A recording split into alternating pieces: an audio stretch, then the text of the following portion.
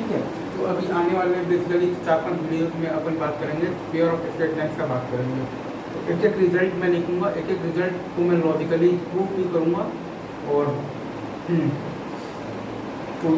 तो आप इस 4-5 वीडियो को ज़रूर देखें। और ये वीडियो बहुत ज़्यादा आपको लंबी भी नहीं होगी, 8-10 मिनट की ही एक वीडियो होगी, बट हाँ 4-5 वीडियो आप पूरा देख लीजिए और आई कैन गारंटी दैट हाँ पेयर ऑफ स्ट्रेट लाइन्स आपको परेशान हो जाएगा। ठीक है, तो पहले अपन इसके लिए लिखते हैं ax² plus by² plus 2xy plus 2gx plus 2xy plus c is equal to 0। ये बेसिकली एक आपका तो सेकेंड डिग्री इक्वेशन है बेसिकली। ठीक है, ये सेकेंड डिग्री इक्वेशन जो है ये रिप्रेजेंट करेगा पेयर ऑफ स्ट्रेट लाइन को। इफ अगर आपका डेल्टा जो है वो इज इक्वल टू 0 है, और डेल्टा का वैल्यू होता है basically ABC plus 2FGH minus AF² minus BG² minus CH²। ठीक है,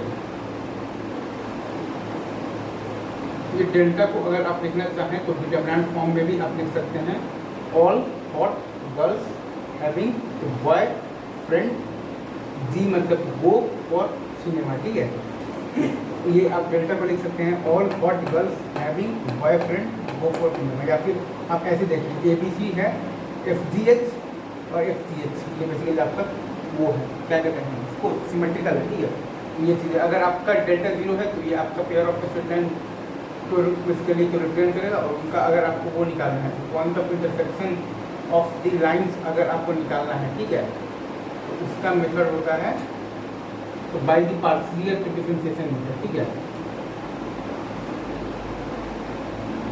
बाय पार्शियल डिफरेंशिएशन। एक बार आप इस पूरे को x के रेस्पेक्ट में पार्शियली जब आप करेंगे ना तो डिफरेंशिएट, ठीक है, और एक बार आप y के रेस्पेक्ट में आप पार्शियली आप कीजिएगा, जब डिफरेंशिएट कीजिएगा तो x के रेस्पेक्ट में करेंगे तो यहाँ से आ जाएगा 2x, ये आ जाएगा 0, ये आ जाएगा आपके पास 2hy और प्लस आपके पास ये 2g और ये 0 और ये 0, और y के रेस्पेक्ट में आप कीजिएगा तो ये 0, ये आपके पास आ जाएगा 2by, ये आ जाएगा 2hx, ये 0, ये आपके पास 2f और ये 0। तो दो आपके पास इक्वेशन आएगा, एक्स वाई में एक आपके पास इक्वेशन आएगा और ये भी आएगा आपके पास एक्स वाई में एक आपके पास इक्वेशन आएगा। ठीक है, इन दोनों इक्वेशन को सॉल्व करने से जो इन दोनों लाइंस आएगा, बेसिकली जो आपके पास लाइंस आएगा, इन दोनों लाइंस को सॉल्व करने पर जो पॉइंट ऑफ इंटरसेक्शन आएगा वही होता है आपका centre of the unit.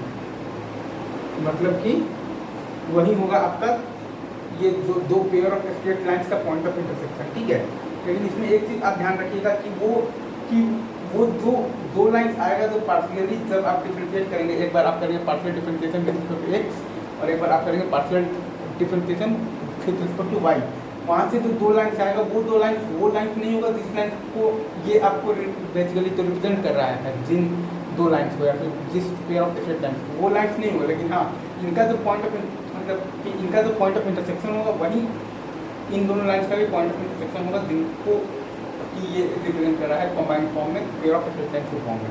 Point of intersection same होगा लेकिन वो दोनों लाइंस अलग अलग है, ये ध्यान रखिएगा। ठीक है, इसके बाद एक और आपका चीज़ आता है बेसिकली, उसको अपन कहते हैं एंगल ऑफ द इंटरसेक्शन। ठीक है,